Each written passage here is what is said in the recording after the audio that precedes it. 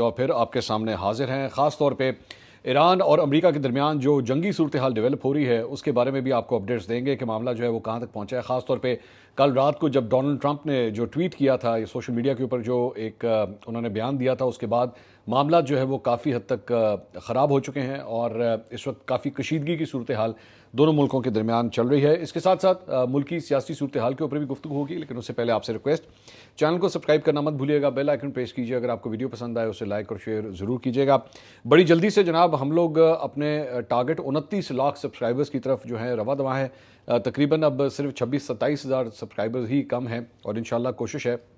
जल्द अज जल्द उसको टारगेट को कंप्लीट किया जाए। आपने अगर अभी तक सब्सक्राइब नहीं किया हुआ तो प्लीज़ इस सब्सक्रिप्शन के बटन को ज़रूर प्रेस कीजिए और बेल आइकन भी प्रेस कीजिए ताकि आप हमारे साथ जुड़ सकें। नीचे कमेंट सेक्शन में हमें अपनी राय से भी आगाह कीजिएगा। आप देख सकते हैं मैं इस वक्त स्टूडियो के अंदर मौजूद नहीं हूं और इसकी वजह यह है कि इस्लामाबाद के 2 दिन के दौरे के ऊपर मैं इस वक्त यहाँ पे आया हुआ हूँ। दौरा तो मैं इस तरह कह रहा हूँ जैसे मैं कोई सियासतदान हूँ, मतलब किसी काम के सिलसिले में जो है मैं यहाँ पे आया हुआ हूँ, तो इसलिए अगले 2 दिन जो है आप मुझे इस्लामाबाद से ही मेरे साथ जोड़ सकेंगे। अच्छा जी, सबसे पहले ज़रा ईरान और अमेरिका के हवाले से जो सूरत हाल है उसके बारे में आपको अपडेट दें। डोनाल्ड ट्रंप का जो कल रात का बयान था उसकी वजह से सूरत हाल जो है वो काफ़ी कशीदा हो गई। अब लेटेस्ट उसके अंदर अपडेट ये है कि आज ये कहा जा रहा था, खबरें आ रही थी कि जनाब जो मुजाहिरीन जिन्होंने हुकूमत के ख़िलाफ़ वहाँ पे मुजाहरा किया उनमें से किसी एक शख्स को जो है, एक उनका कोई रहनुमा है या कारकुन है, उसे जनाब ईरान की रजीम ने यह फैसला किया है कि उसे फांसी दी जाएगी, जिसकी वजह से बड़ी तशवीश पाई जाती है। पूरी दुनिया से इसकी कंडेमनेशन की जा रही है, मज़म्मत की जा रही है कि ऐसा कतई तौर पे नहीं होना चाहिए। तो डोनाल्ड ट्रंप ने भी जो है वो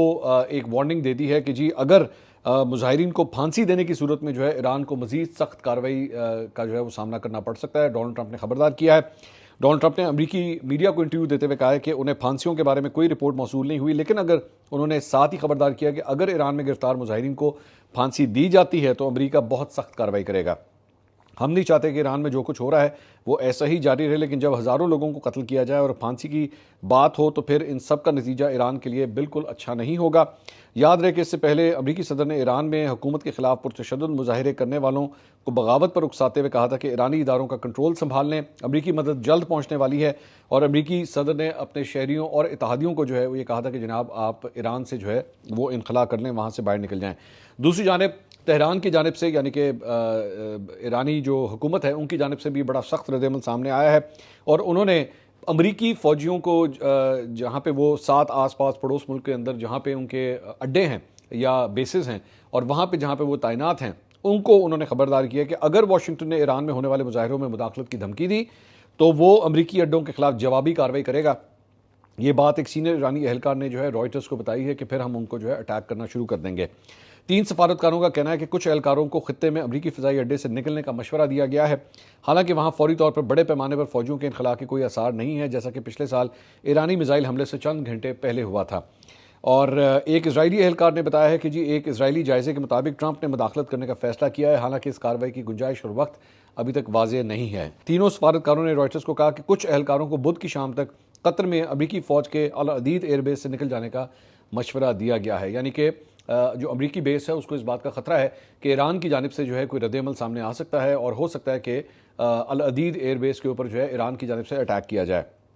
सफारतकारों में से एक ने इस इक़दाम को इनखला का हुक्म के बजाय करेंसी की तब्दीली करार दिया। अड्डे से करीब फुटबॉल स्टेडियम और शॉपिंग मॉल तक फौजियों की बड़े पैमाने पर नकलो हरकत का कोई निशान नहीं था, जैसा कि पिछले साल ईरान की जानिब से ईरानी जौहरी अहदाफ पर अमरीकी फ़िज़ाई हमलों के जवाब में अड्डे को मिसाइलों से निशाना बनाने से चंद घंटे पहले हुआ था। उस वक्त जब ये इसराइल और ईरान के दरमियान जब उस वक्त जंग जारी थी तो अल अदीद एयरबेस के पास जो है वहाँ से अमरीकी फ़ौजियों को जो है वो वहाँ से निकाल लिया गया था और उनको आसपास के एरियाज़ के अंदर जो है डिप्यूट कर दिया गया था। लेकिन फ़िलहाल ये सूरत हाल अभी वहाँ पे जो है वो नज़र नहीं आ रही। दोहा में अमरीकी सफारत खाने ने फौरी तौर पर फ़िलहाल कोई तबसरा नहीं किया है और कतर की वजारत ख़ारजा ने फौरी तौर पर तबसरा करने की दरख्वास्त का जवाब नहीं दिया। नाम ज़ाहिर न करने की शर्त पर ईरानी अहदेदार ने कहा कि तेहरान ने खित्ते में अमरीकी इत्तेहादियों से कहा है कि वो वाशिंगटन को ईरान पर हमला करने से रोकें। अहदेदार ने कहा कि तेहरान ने सऊदी अरब और मुत्तहिदा अरब अमारात से लेकर तुर्की तक इलाकाई ममालिक से कहा है कि अगर अमरीका ने ईरान को निशाना बनाया तो इन ममालिक में अमरीकी अड्डों के ऊपर जो है वो हमला शुरू कर दिया जाएगा। दूसरी जानिब अमरीकी सदर डोनाल्ड ट्रंप के नुमाइंदे खुसूसी स्टीव विटकॉफ ने शाह ईरान के जलावतन बेटे रज़ा शाह पहलवी से खुफिया मुलाकात का उनका इंकशाफ हुआ है। रज़ा शाह पहलवी के बेटे जो हैं वो बेसिकली इस वक्त जो साबिक शाह ऑफ ईरान थे ये उनके जला वतन बेटे हैं और वो बेसिकली जो मुजाहरे इस वक्त ईरान के अंदर हो रहे हैं वो उसे पूरी तरह बाहर से बैठ कर सपोर्ट कर रहे हैं। तो ये कहा जा रहा है कि विटकॉफ की जो है वो नुमाइंदा खसूसी, जो डोनाल्ड ट्रंप के नुमाइंदा खसूसी हैं, उनकी इनके साथ कोई खुफिया मुलाकात हुई है। इस वक्त ये बात बेसिकली हो रही है कि ये जो शाह ऑफ ईरान के जो बेटे हैं इनको शायद अमेरिका जो है वो सपोर्ट कर रहा है कि वो आके अगली रिजीम जो है उसको संभालें। मौजूदा रिजीम के खिलाफ, मौजूदा ईरानी हुकूमत के खिलाफ अगर कोई एक्शन होता है तो फिर शायद शाह ऑफ ईरान के बेटे को इंस्टॉल किया जाएगा। अमेरिकी मीडिया के मुताबिक वीकेंड पर होने वाली मुलाकात में ईरानी मुजाहिरों के ऊपर तबादला ख्याल हुआ है और ईरान में पुरतशद्दुद मुजाहिरों के बाद ईरानी हुकूमत, मुखालिफ शख्सियत और ट्रंप इंतजामिया के दरमियान ये पहली आला सतह की ये मुलाकात है। इससे पहले गुज़िश्ता हफ्ते डोनाल्ड ट्रंप ने यह इशारा दिया था कि वो पहलवी से फिलहाल मिलने का, वो खुद वन ऑन वन फिलहाल मिलने का कोई इरादा नहीं रखते, ये कहते हुए कि वो एक अच्छे इंसान लगते हैं लेकिन ये इस वक्त उन्हें लगता है कि मुनासिब वक्त नहीं है। लेकिन अब उनके नुमाइंदा खसूसी के मिलने की जो है ये खबर आ रही है। इससे पहले ईरान के जो आखिरी बादशाह के जिलावतन बेटे रज़ा पहलवी ने ईरान में महंगाई के खिलाफ मुजाहिरों को में शिद्दत लाने के लिए मुल्क भर में आवाम से अपील की थी कि वो सड़कों पर निकले। रज़ा पहलवी की पैदाइश के बाद से ही अपने वालिद शाह ऑफ ईरान के जानशीन के तौर पर उन्हें देखा जा रहा था। सन 1979 में वो अमेरिका में लड़ाका तैयारा उड़ाने की तरबियत हासिल कर रहे थे जब इनकलाब के दौरान उनके वालिद रज़ा शाह पहलवी की बादशाहत को जो है वो ख़त्म कर दिया गया था।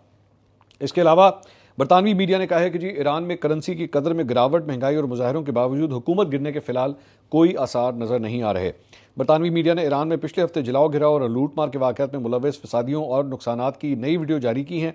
बरतानवी मीडिया ने ईरानी सरकारी मीडिया के क्लिप्स शेयर किए हैं और बरतानवी मीडिया के मुताबिक ईरान में इंटरनेट बंदिश के सबब ये वीडियोज़ पहले सामने नहीं आ सकी, जबकि ईरान ने अमरीका और इसराइल को फसादात में मुलव्वस करार दिया है। बरतानवी मीडिया का कहना है कि ईरान में करेंसी की कदर में गिरावट, महंगाई और मुजाहरों के बावजूद हुकूमत गिरने के फिलहाल आसार नज़र नहीं आ रहे। ईरान की आला तरीन सिक्योरिटी इस्टेब्लिशमेंट में भी दरारों के फिलहाल कोई आसार नहीं है। सो इवन दो अमेरिका की ये ख्वाहिश ज़रूर है कि ऐसा हो और किसी तरह जिस तरह डोनाल्ड ट्रंप जो है वो उनको पंप भी कर रहा है वहाँ पे मुजाहिरीन को कि जनाब आप पूरी तरह जो है वो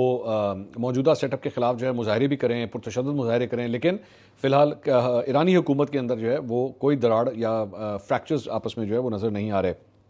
इसके अलावा ज़ाहिरी बात है एक बहुत बड़ा सवाल ये भी पैदा होता है कि अगर अमेरिका कुछ इस तरह का करने की कोशिश करता है तो ज़ाहिरी बात है ईरान की जानिब से इसकी रिटेलिएशन होगी। और ज़हन में रखिएगा कि जब भी किसी मुल्क के अंदर जो जंग की सूरत हाल होती है तो उसके आसपास के जो ममालिक होते हैं उसके ऊपर भी इसका बहुत ज़्यादा फ़र्क पड़ता है। और पाकिस्तान की पोजीशन को आपको याद रखने की ज़रूरत है कि जब लास्ट टाइम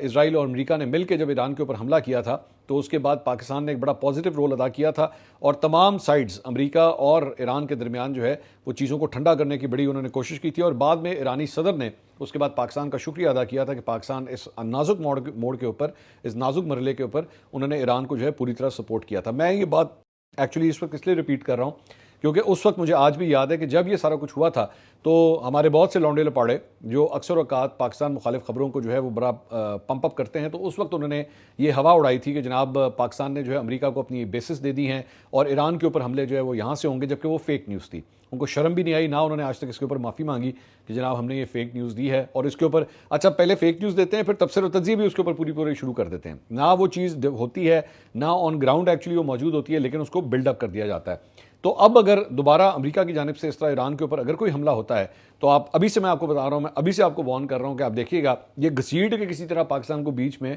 ज़रूर लेकर आएंगे, क्योंकि ऑब्वियसली इससे उनके बयानियों को जो है वो एक तक़वियत मिलती है और बयानियों को उनको सपोर्ट मिलती है। तो वो बेशक स्टोरी बनानी भी होगी तो वो ज़रूर बना लेंगे। इंटरनेट बंदिश जहाँ पे ईरान के अंदर जो है वो उसका सामना है, वहीं पे अब पाकिस्तान के हवाले से ये खबर आई है कि जनाब 15 जनवरी को इंटरनेट की रफ्तार जो है वो सुस्त हो सकती है और मुमकिना सर्विस के अंदर जो है वो तातुल भी हो सकता है। नया टेल कंपनी बड़ी मशहूर इंटरनेट कंपनी है, इस्लामाबाद के अंदर भी ऑपरेट करती है। उनके मुताबिक ये मुरम्मती कार्रवाई जो है दोपहर तकरीबन 2 बजे शुरू होगी और इसमें तकरीबन 8 घंटे लग सकते हैं और जिसके दौरान मुल्क भर में इंटरनेट की कारकर्दगी जो है वो मुतासर हो सकती है। नया टेल की जानिब से सार्फिन को भेजी गई एक ईमेल में कहा गया है कि मुरम्मत एक बैनुल-अक़वामी सबमरीन केबल पर की जा रही है और नागुज़ीर है। अगरचा कंपनी ने केबल की दुरुस्त जगह या खराबी की तफसीलात फराहम नहीं की, सार्फिन को मुमकिना तौर पर इंटरनेट की रफ्तार में कमी का सामना जो है वो हो सकता है। सबमरीन केबल पाकिस्तान के बैनुल-अक़वामी डेटा ट्रैफिक के लिए इंतहाई अहम है और इनमें किसी भी किस्म की खराबी ब्राउजिंग, स्ट्रीमिंग, ऑनलाइन काम और दीगर डिजिटल खदमात को जो है वो मुतासर कर सकती है। सो अभी से बेसिकली आपको वार्न किया जा रहा है कि अगर 15 तारीख को आपके इंटरनेट